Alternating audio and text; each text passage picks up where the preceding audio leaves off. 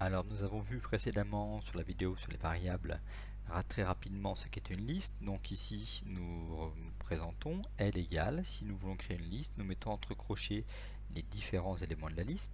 Par exemple 1, 2, 4.5, 8.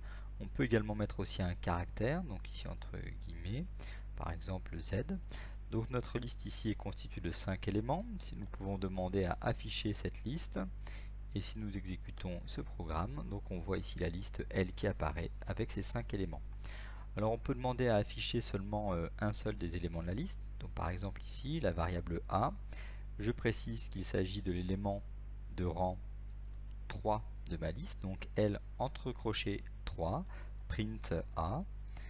Si nous exécutons le programme, donc l'élément de rang 3 de la liste est 8, effectivement. Le premier élément est de rang 0, le second est de rang 1, le troisième de rang 2, etc. Donc 8 est bien l'élément de rang 3.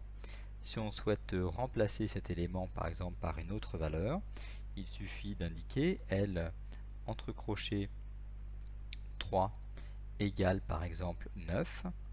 Si je demande d'afficher maintenant à nouveau la liste L, on va voir que l'élément de rang 3 a été remplacé, 8 a été remplacé par 9.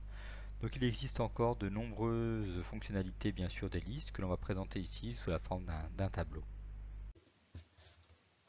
Donc comme nous avons pu le voir, l'instruction liste entre crochets i affiche la valeur d'indice i de la liste, rappelant que le premier indice est 0. I peut très bien être une valeur négative, on compterait à rebours le rang dans la liste. Liste entre crochets i égale a, nous changeons la valeur d'indice i dans la liste par la valeur a. Nous pouvons insérer à un indice i, à un rang i, une valeur a avec la commande liste.insert. Nous pouvons supprimer l'élément d'une liste en utilisant del liste indice i. Nous pouvons ajouter à la dernière position de la liste une valeur, donc en utilisant la commande list.append a. On peut éliminer toute une valeur d'une liste qui serait égale à la valeur a à l'aide de la commande remove. Nous pouvons ajouter une seconde liste à une première liste à la fin de la première.